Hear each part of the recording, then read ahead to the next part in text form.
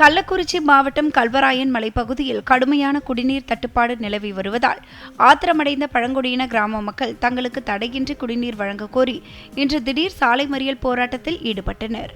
இதனால் அப்பகுதியில் போக்குவரத்து கடுமையாக பாதிக்கப்பட்ட நிலையில் சம்பவ இடத்திற்கு விரைந்து வந்த காவல்துறையினர் மற்றும் உள்ளாட்சி அதிகாரிகள் கிராம மக்களுக்கு லாரிகள் மூலம் உடனே குடிநீர் வழங்கவும் இப்பிரச்சினைக்கு நிரந்தர தீர்வு காணவும் உரிய நடவடிக்கை எடுக்கப்படும் என உறுதியளித்ததை தொடர்ந்து பழங்குடியின மக்கள் தங்களது போராட்டத்தை கைவிட்டு கலைந்து சென்றனர்.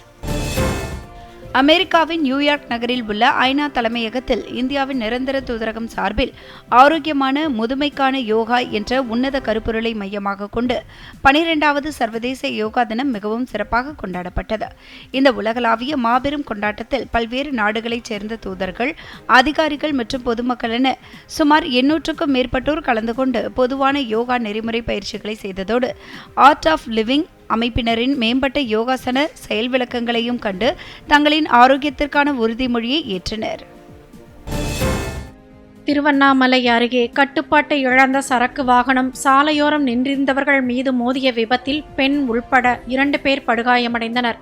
சித்தூர் கடலூர் தேசிய நெடுஞ்சாலையில் கண்ணமங்கலம் பகுதியில் வந்து கொண்டிருந்த சரக்கு வாகனம் தாறுமாறாக ஓடி சாலையோர டீக்கடை மீதும் பேருந்துக்காக காத்திருந்தவர்கள் மீதும் மோதியது. இந்த விபத்தில் ஒரு பெண் உட்பட 2 பேர் படுகாயமடைந்தனர். பொதுமக்கள் அவர்களை மீட்டு வேலூர் அரசு மருத்துவக் கல்லூரி மருத்துவமனைக்கு அனுப்பி வைத்தனர். இதற்கிடையே சரக்கு வாகன ஓட்டுநர் மதுபோதையில் வாகனத்தை இயக்கி விபத்தை ஏற்படுத்தியது தெரியவந்தது.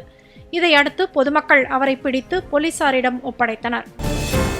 விவசாயிகளின் பயிர்க்கடனை முழுமையாக தள்ளுபடி செய்ய கோரி விழுப்புரத்தில் அதிமுக சார்பில் கண்டன ஆர்ப்பாட்டம் நடைபெற்றது. பேருந்து நிலையம் அருகே நடைபெற்ற இந்த ஆர்ப்பாட்டத்தில் அதிமுகவினர் கையில் கரும்புகளுடன் வந்து பங்கேற்றனர். அப்போது அறிவிக்கப்படாத மின்வெட்டை தடுக்க நடவடிக்கை எடுக்க வேண்டும், தேர்தல் அறிக்கையில் கொடுத்துள்ள வாக்குறுதிகளை தாவேக அரசு நிறைவேற்ற வேண்டும் என்பன உள்ளிட்ட கோரிக்கைகளை வலியுறுத்தி அவர்கள் முழக்கங்களை எழுப்பினர்.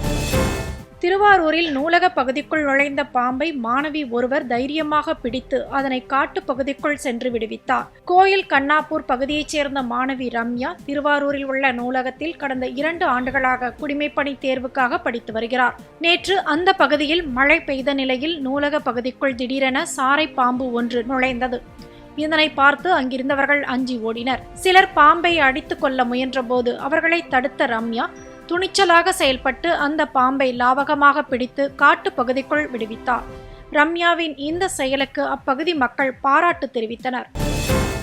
ஈரோடு மாவட்டம் சத்தியமங்கலம் அருகே ரிசர்வ் வங்கி மேலாளர் என கூறி ஓய்வு பெற்ற அரசு பள்ளி ஆசிரியையிடம் 44 லட்சம் ரூபாய் மோசடி செய்த லாரி ஓட்டுநரை போலீசார் கைது செய்தனர். புஞ்சை புளியம்பட்டியைச் சேர்ந்த ஓய்வு பெற்ற அரசு பள்ளி ஆசிரியை நண்பர் மூலம் அணுகிய தேவேந்திரன் என்பவர் தன்னை ரிசர்வ் வங்கி மேலாளர் என்றும் தம்மிடம் 64,000 கோடி ரூபாய் பணம் உள்ளதாகவும் அதனை எடுக்க 40 லட்சம் ரூபாய் செலுத்த வேண்டும் என்றும் கூறியுள்ளார். ஆதாரமாக ரிசர்வ் வங்கி முன்னெடுத்த டோக்கன்களையும் காட்டியுள்ளார். 40 லட்சம் ரூபாய் கொடுத்து பணத்தை எடுக்க உதவினால் கமிஷனாக 320 கோடி ரூபாய் கொடுப்பதாகவும் ஆசை காட்டியுள்ளார். இதனை நம்பிய சாந்தி 2 தவணைகளாக தேவேந்திரனிடம் 44 லட்சம் ரூபாய் கொடுத்ததாக தெரிகிறது.